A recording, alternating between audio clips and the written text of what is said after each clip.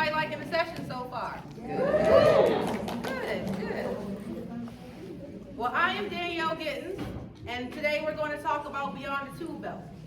But before I get started, I wanted to give just a special thank you to MCCEI for having this event, and also for Rita with NAWIC and all the other sponsors. And the session so far has been amazing. Like, they've been great, and I think that you're gonna find a lot of commonality between the sessions of what we talk about. What everybody's session is gonna be is really gonna be talking about how you take accountability for yourself and your career. So, with that, let's get started. So, I'm Danielle Gittens, the owner of Brewington Management Company. My company, we practice owners rep services, program management, construction management services. We work in healthcare. Around the corner, that a hospital that you're going to in case of emergency, we were the owners reps on that hospital. We built that hospital with University of Maryland Medical System. So we're doing affordable housing. We work with DHCD. We're on a 5-year contract with them. We work with homeowner associations. We work with developers. We have done all kinds of projects. We do all vertical. We don't do any horizontal. I don't do bridges, highways, and volleys, but buildings. And my company just turned 21 in January. We are 21. So I feel like I'm uniquely qualified to talk about construction management and beyond the tool belt. So today's session's goals. We're going to talk about why tradeswomen are natural construction managers. We're going to talk about the things that you are already doing that construction managers do, and you don't even realize. We're going to talk about pathways from the field into leadership, right? Different ways that you can do things, and going from the field to leadership that doesn't mean you're necessarily leaving the field. It's just you're stepping into a new role in your trade. We're going to talk about the skills that you have that's going to translate into management, right? The stuff that you're doing now in your trade. We're going to talk about strategies for career growth, like really planning out your career, where you want to go, where you see yourself. And when we talk about strategize, I mean, like really, where you want to be in the next 5, 10 years. In 5 years, you want to be here. In 10 years, you want to be here, right? Well, to get there, you have to plan. You got to do things. So, before we get started, let's see who's in the room. I'm a big person. I like to know who I'm talking to, so I'm very interactive. So, I'm going to ask you guys a couple times throughout this session to raise your hand. So I want to know where all my apprentices are. Do I have any apprentices in the room? Okay. Journeyman. Do I got any journeymen in the room? All right. Where my masters? Are there any masters in the room? I knew I had one. I knew it. What about foremen? Assistant superintendents? Superintendents? You got them in the room? Good. Do I have any construction managers here? I knew I was gonna have some. Great, perfect. Okay, so all right, I got a different question. Where are all the electricians? Let me see where y'all sitting. I know that y'all are deep. Where is the HVAC guys? Gals? Most of them at the bull roast. They left. I saw it was a whole group of y'all. I told people to come talk to y'all. All right, what about carpenters? Any carpenters here? Plumbers? Plumbers, nice, nice. All right, so iron workers, I'm in a local 5. Where are the iron workers? I know y'all here with my welders. Where we at? Structural, okay, good, good. Okay, so, there's another question. I want you to raise your hand if you want to run projects. Okay. You want to manage crews. All right. You want to lead teams. All right. Okay. You want to make job site decisions. Okay. So what I want to get through everybody today is that we're going to talk about learning to expand opportunities. We're not talking about leaving the field. So I just want to make that the theme of today. So, okay. So, let's ask some more questions, because this is what I really want you guys to understand, right? When you start talking about management work and what do managers do? What does your project manager do all day while y'all in there building it, right? Well, you'll be crazy to find out you're probably doing some of the same things they're doing. Who's managing their schedule? So, yes, I'm not talking about the project schedule, right? But your 3-week schedule, your week schedule, your day schedule, your production rate, when there's something that you have to hit, of what you have to install, where you need to be by the end of the day. Who's managing the schedule? Exactly. Who's solving problems? When something doesn't work in the field, it doesn't work on the drawing. Who's solving issues, right? Coordination of the trades. Who's on first, who's on second, who's on third? The guys gotta go because they're at the higher elevation, so the ductwork is bigger, the ductwork gotta go on first. Who's doing that? Exactly. Safety. Who is ensuring safety? I should see every hand go up in the room. Safety is everyone's job, right? All right, who is communicating with the owners and the designers? Because when it doesn't work, that's where they're coming. To the guys in the field, the gals in the field, to try to figure it out, right? So who's doing that? So I've been looking around, I've been raising hands. Everybody's already doing management work. This is what you have to start to understand, right? You're already doing management work. So, why are tradeswomen exceptional leaders? Anybody know why? That is absolutely true. Because you have real job site knowledge, right? Real job site knowledge. You have the field experience. You know how to do things. You've been doing this for years. You have a mentor you can go to. Your journeyman you can go to. You're problem solving. You're figuring things out, right? Something doesn't work. You figure out how to do it another way. Yes, that's how it's drawn, but that's not gonna work. This is the way we're gonna do it. It's practical decision making, right? You're making decisions in the field, whether or not you think they're minute, they're decisions that keep the job going, that keep the production going. The job doesn't stop, which is very important when you have a timeline on a construction project. And you communicate with the office and the field. If something doesn't work, you need materials, you're on the horn, you're going to your foreman, tell them you need X, Y, and Z, you need the equipment, you need the tools, whatever it is, you're talking to them. And then safety, right? Because you're making sure you're working safely, the people around you are working safely, because you want to make sure everybody goes home at the end of the day. And again, safety is everybody's job. So when you talk about your field experience, first of all, I want you to lean into that, because you don't understand or realize how many managers do not have the field experience. They do not have the field knowledge. So when you take the credibility of the field knowledge and the practical solutions that you are doing in the field every day, this is what management needs to be doing. This is management, doing things to keep the job moving. So, again, I'm going to lean in this heavy today. Very heavy into why field knowledge and understanding construction is so important, because as a construction manager, this is how we solve problems. Yes, we get a set of plans, we have to figure out how to build it. Like, so for me, when I'm looking for set of plans, I look how I build. I didn't swing hammers growing up. I went to school, I'm a civil engineer. So I look at plans, I go to the civil engineering, because where you gonna start? In the dirt, right? So you gotta start in the dirt, you gotta figure out utilities, you gotta go to the foundations, you gotta build the structure of the building, then you start with the systems, one thing, then you enclose it, so so I literally look at drawings the way I would build a project. So when you talk about field knowledge, right, you talk about what you understand, you talk about really understanding problems and how you deal with situations. I just told you guys, I'm a civil engineer, right? A PE. You know, the architect and the engineer are the last person I go to when I have a problem. Wanna know why? They drew it. I'm looking at your drawing. This doesn't work on your drawing. On your own drawing, it doesn't work. So I have to go to somebody in the field to figure out how we solve this problem.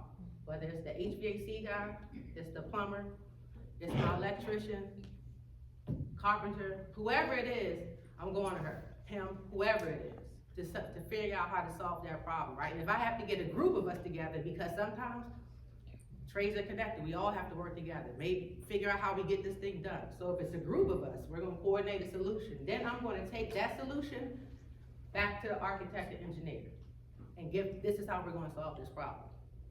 That's what construction managers do. And so when we understand you guys understand the real job site constraints. Like you understand, okay, we got to get all this material to the 8th floor, the elevator not working, so we're gonna have to get a material lift, and do they have a schedule for the lift? Yeah, does the equipment came in, have we figured out who's gonna have the crane, is the GC gonna hold the crane so everybody can use it? Job site constraints, right? Really trying to figure out how you get all the things done, especially when you're working in a small room and it's a bunch of different trades that have to go through, right? You gotta figure out who's going first, who's going second. All of the work needs to get installed. You're solving problems faster, again. You're out there in real life. You can't wait days for an answer. Because you know how long sometimes architects and engineers to take to answer a question, right? You have to figure out solutions that work for you that day so you can keep your productivity going for that day. That's solving problems. What that does, it earns respect. How many times when you have a situation on the job site and somebody solves the problems, figures out a solution, you know you can go to them next time when there's a problem, right? Because they think and they know how to solve problems and they come up with great solutions. What does that do? Earn respect. I go to them all the time. If I have a good person, let me go to them because I know they gonna know what to do. They completely understand the problem. So this is why I really want you to understand how important it is at the work that you do and the knowledge that you have, that some of these construction managers, owners, engineers, architects do not have, do not even understand. Fresh out of college, I graduated with a civil engineering degree. Fresh out of college, the first thing my senior PM did, put me to blueprint reading class. Because guess what? They didn't teach me how to read blueprints when I got my engineering degree. So I had to go to school, figure out how to read blueprints. First class I did. So knowledge is power. So I just want you guys to really think about the work that you're doing, the stuff that you're learning from other people by just watching, that you take what you take from one job site to the next job site, and how you constantly build on the things that you're learning. So now we talk about careers, right? Because now we want to talk about careers and where you can go in your career. And again, I want you to look at your this is a career you're doing. This is not a job. A job was when I worked at Taco Bell in the engineering building and used to give people free Taco Bell for notes and homework, right? That was a job. When I graduated and started in the construction industry, I thought about my career, where I wanted to go, where I wanted to be. It's a career. This is longevity we're talking, where I'm going, where I want to be, right? So when you start talking about your career and where you want to be, let's talk about the different things that we could be doing. So we have field engineer, foreman, assistant superintendent, right? That's where you can go if you want to stay in the field. Some people love the field. They love managing crews. They love being out there, seeing it go up. That's how I ended up in construction management. When I first I attended University of Maryland. When I entered Maryland, I could have sworn I wanted to be an architect. I thought I wanted to draw all day long until I took a history of architect class, and a drafting class, and I would rather bang my head against the wall than be at a desk all day long. I was like, yeah, nah. I was civil engineering, construction management, here I come. So then I worked through college, I had worked in residential construction. As soon as I graduated, I was like, never again will I work for Harriet and Harriet Home. I was like, government contracting, here we are, no more residential, right? So again, you gotta try things, you gotta do things to figure out what you like, more importantly, what you don't like. So, back to the field, foreman and superintendent. That's the path if you wanna go in the field. Now, if you wanna say you're tired of the field, you're tired of getting up, you still gonna have to get up if you're a project manager, but you don't have to be at the job site or be ready to work at 6 o'clock in the morning, 6:30. But say you want to start as an office engineer or a project engineer or an assistant PM or a project manager, right? That's the path. And so I'm gonna just make a quick clarification, because I have project manager and construction manager on there, right? And generally people think they mean the same thing, but it really depends on where you work. For example, that hospital I just built for years past. Project managers who work for the University of Maryland Medical Systems in their construction department take a project from inception to completion. That means that they start with the building programming. What needs to be in this building?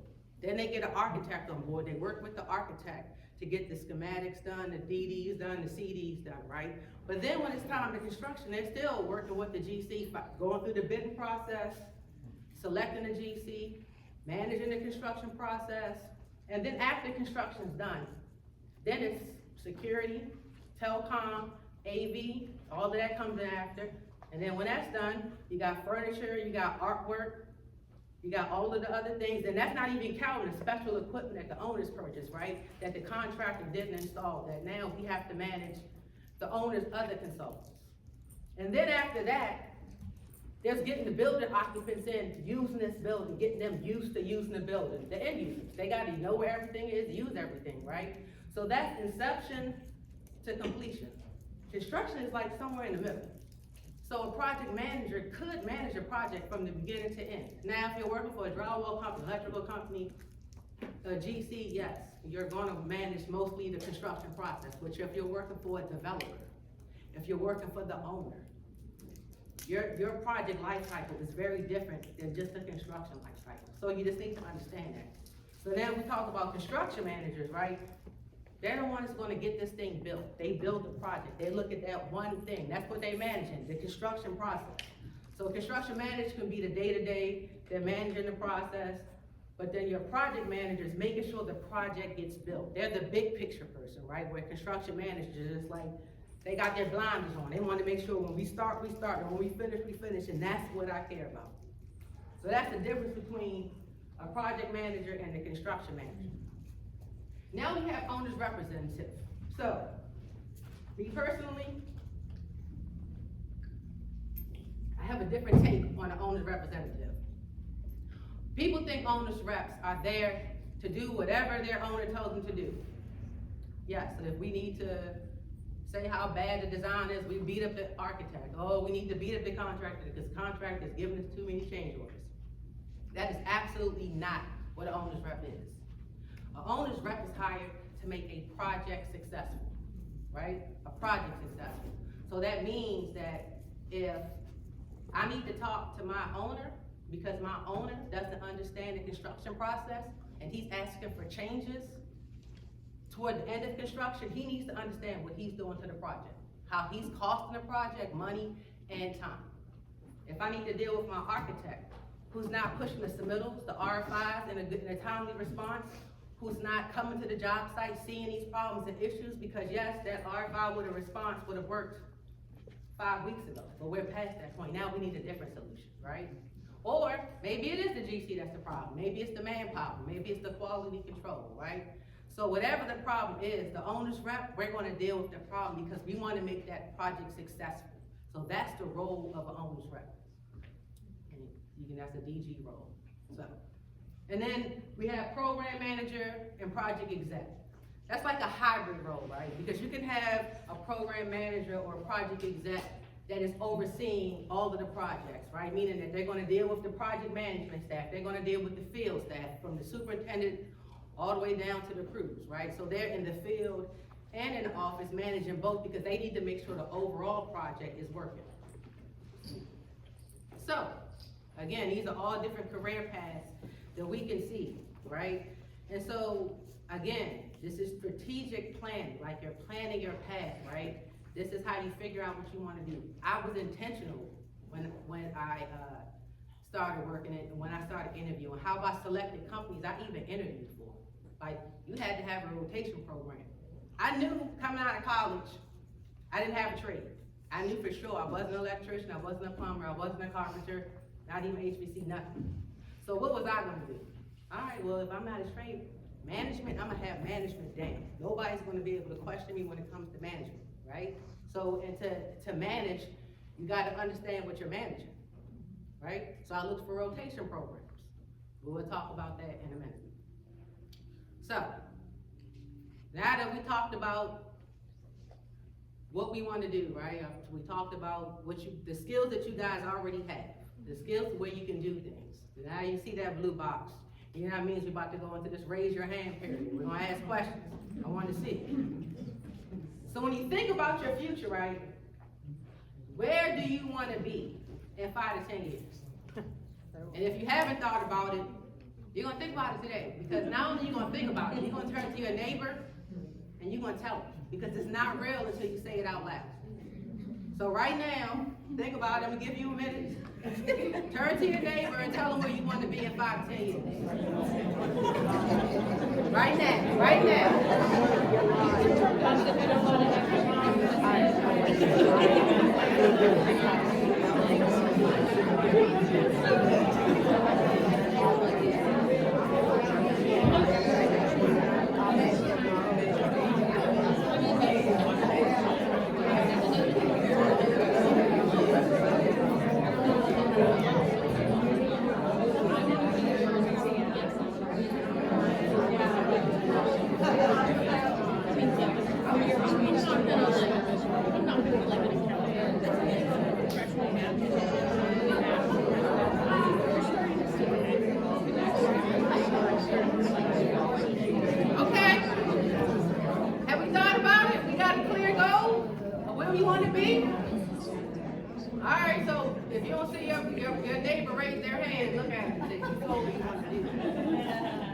So who wants to be in field leadership? Raise your hand. Let me see.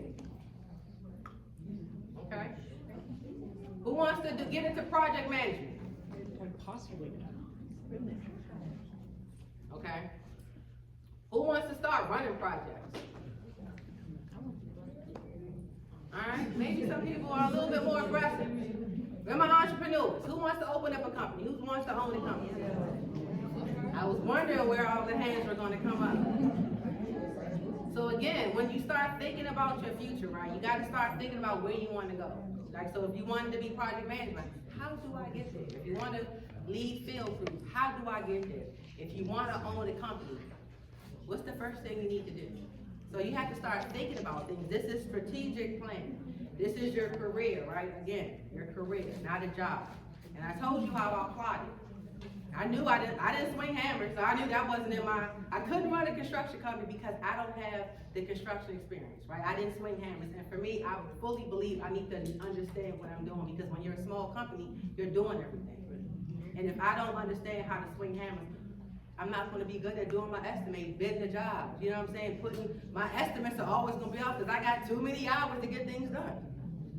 So what did I do? I said, I manage. I know how to manage, right? So I really specifically looked at companies that was going to give me the management skills I needed, because I still wanted to stay in construction. Like, this is my thing. Construction, this is all I've ever done.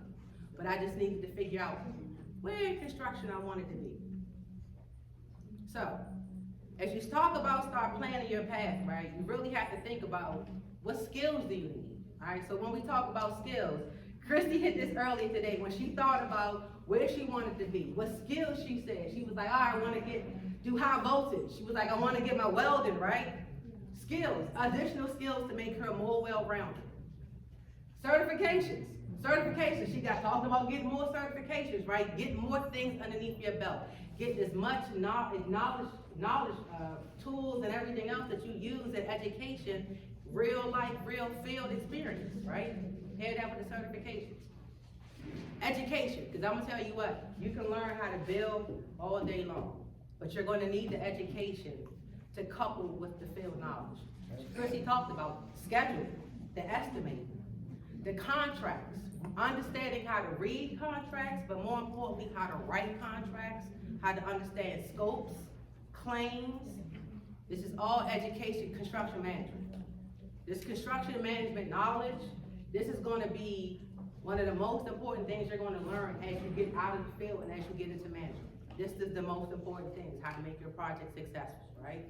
And then you're also going to have to learn leadership. You're going to have to get this leadership experience, because you're going to be a leader, right? And how do you get people to follow you?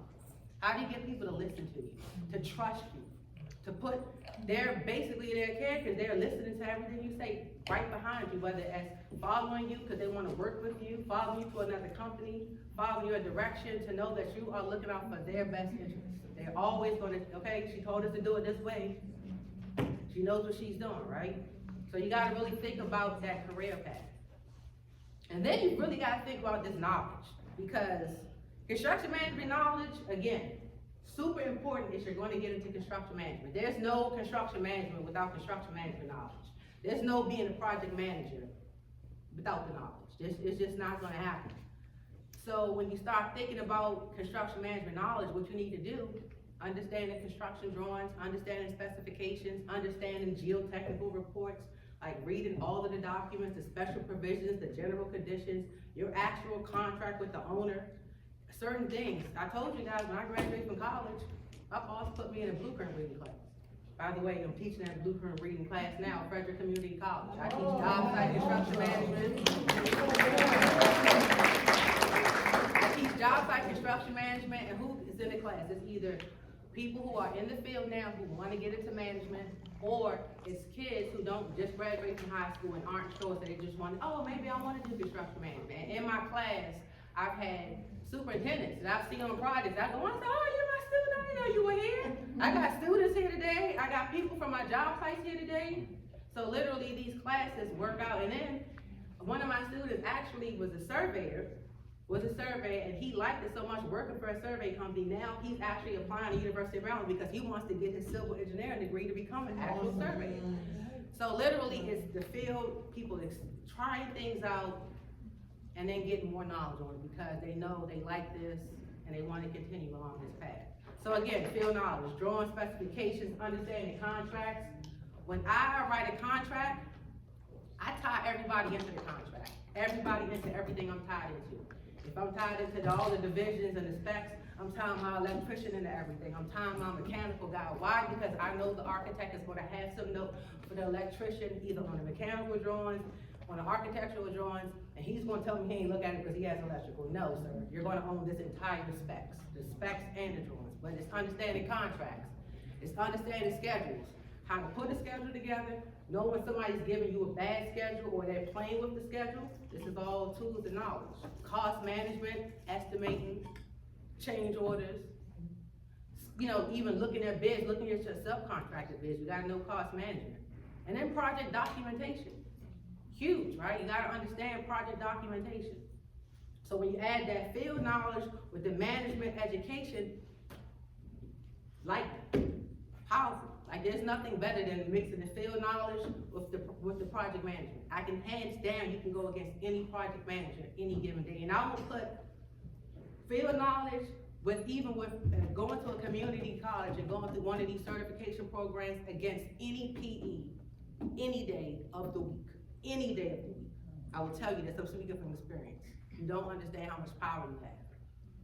So then when you talk about project documentation and knowledge, right, it's really the floor plans, the systems, the elevations, the mechanical systems, really understand how everything works together, how the electrical functions with the mechanical system, the specifications, right? All of this is really understanding the project documentation. And so one of the things on my website, Brewington-mgt.com, I have a beginner's guide for new project managers. You can download it, it's free. Download it and it just takes you through how I look at plans, looking at the civils, looking through the architecturals, like looking at the elevations, just runs you through, looking at the contract, looking at the specs, right? It takes you through looking at documents. So this is something that you guys can download for free. All right, so let's talk about the elephant in the room. Right, you already know what that. When we're gonna have to know more? We're always gonna have to know more. We're always gonna be second guessed. We're always gonna be questioned, right? And we need to know the technical, not just how to do it in the field, but literally how these systems are supposed to work. Because when you're sitting down looking at designs, it's not about how you build it.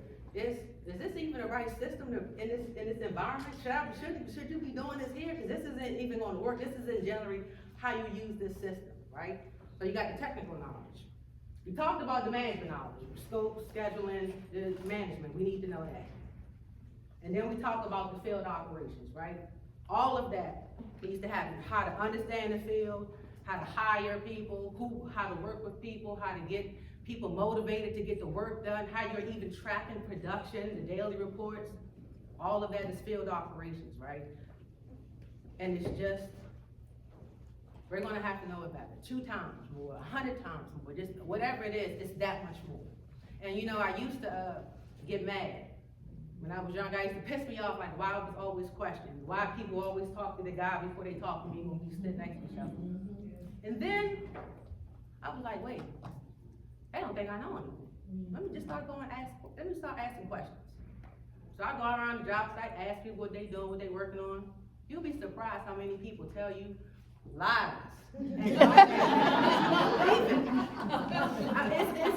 a superpower, like literally, so I can go out if I wanna know what's going on, so I got a subcontracted project manager that's been giving me a bunch of crap. Let me go out and talk to this guy, see how their day's going, see what they working on, see kind of issues they got. Literally, go into the field.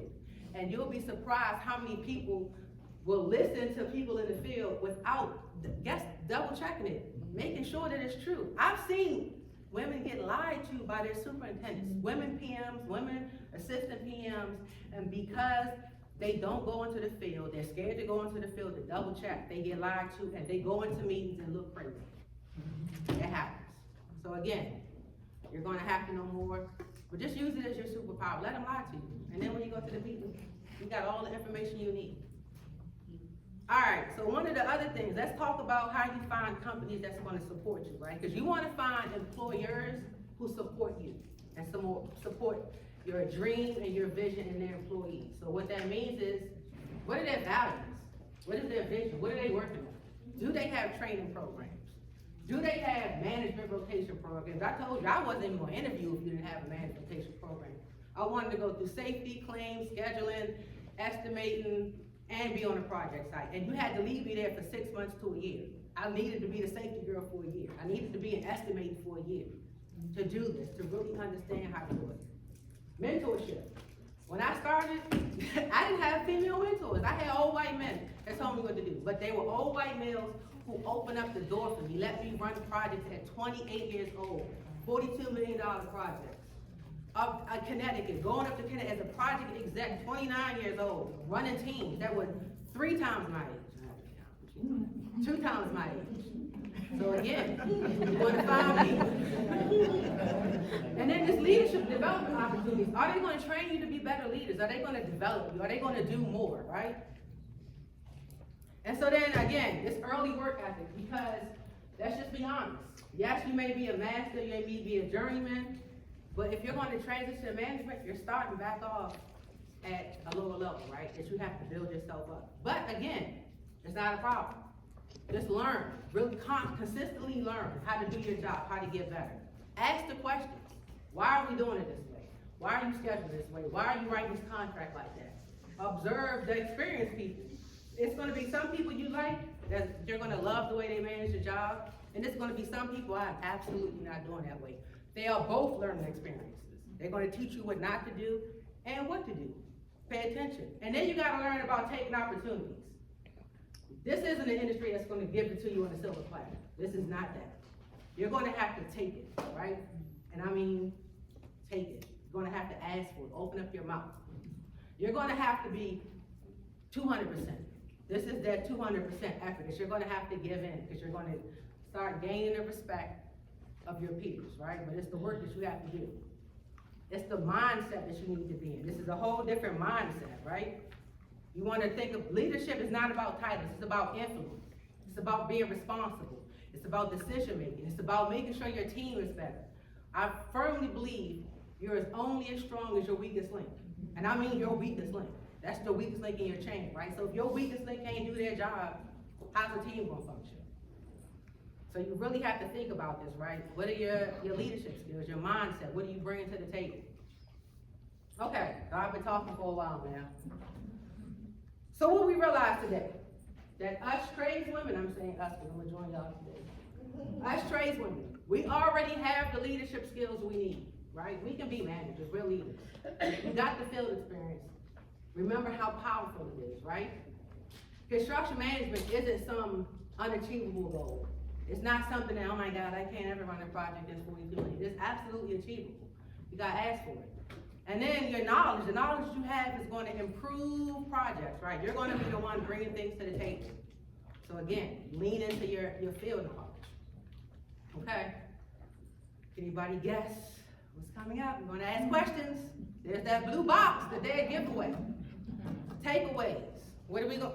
What's the one step you want to do now after this session today? We talked about where you want to go. Is it take a class? Is it ask for more responsibility? Maybe you want to learn project documentation? Maybe you want to talk with the mentor because you don't know what you want to do. And that is perfectly fine. Some people don't know what they want to do until they talk to and they try different things. Talk about it. So, takeaways. Tradeswomen, you absolutely run projects. You absolutely lead teams. You influence culture on the job. Everybody's been talking about culture and making change on the job. And if you don't ask, what? Closed mouths don't get fed. So you have to say something. Safety. You already talked about you guys improve safety. You already know your knowledge is valuable, right? We already know all of those things. So, what is your next step? What are takeaways? What do you want to do? Right now? Mm-hmm. What? Go ahead. We'll take the light. Nice. Anybody else? Nobody knows yet? Next steps, look at the local community colleges, because you did mention they have some good classes. Yes. I looked into, there aren't that many that offer construction management degrees. There are a few that you can find in Maryland, but not a Prince ton. George's County Community College, Montgomery, I think, and Frederick Community College. That's the three I know. But I hadn't thought about just looking at the locals just for the one-offs. I never really One-off considered their it. evening classes. Yeah. Anybody else? Go ahead. Definitely talk to a lot of mentors so you can kind of tell where you want to go, what's the best way, and if you talk to multiple mentors, you'll learn about opportunities that you wouldn't have considered before. Exactly. Talking. Closed mouths don't get fed, right? So, questions and answers. Oh, Danielle, I don't know how to transition. Oh my God, how I transition from field to leadership? You start by doing tasks now. Who does daily reports? Who's doing the safety documentation? Who's doing the material ordering, right? You're taking responsibility that you weren't doing before. Take action. Start doing more tasks. Ask the whys. Why are you ordering materials like that? Why does that trade go first? Why are we waiting for the testing? Why aren't we calling inspectors now? Ask the questions. More importantly, tell people you want it. Christy said, she told people she wanted more responsibility. Again, I'm gonna say this again, closed mouths don't get fed. You have to take it, you have to ask for it, right? Oh, Danielle, what certs do I need to get? Oh my God. Maybe you wanna get, instead you got OSHA 10, you wanna get OSHA 30. You know, maybe you wanna become a welder, maybe you wanna do high voltage. Maybe you wanna get a QA, QC class, because you wanna do quality control. And God Lord, they need that on every job. Project it. Maybe you want to go to community college. Maybe you want to get your CCM, Certified Construction Management Certificate. Maybe you want to get your PMP, right? What certs do you need?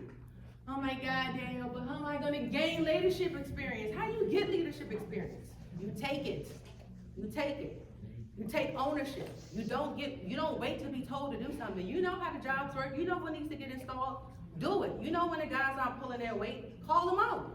Make them do the work, right? Be the solution, not the problem. Help others. Teach others. Don't let somebody install the work wrong. Catch them when they're doing it because you know it's going to take, that they're going to have to go back and fix it.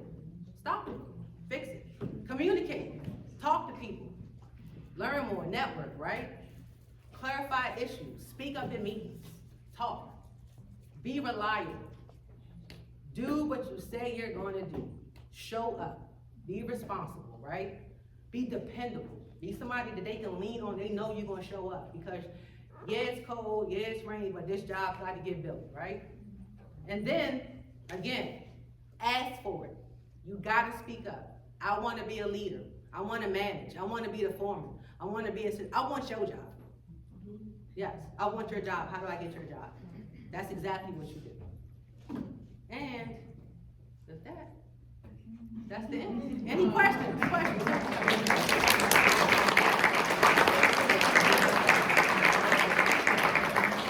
got a question, Ruby? Oh, my job? You can have it. This thing is sold. For the right price, you can buy Brewington Management.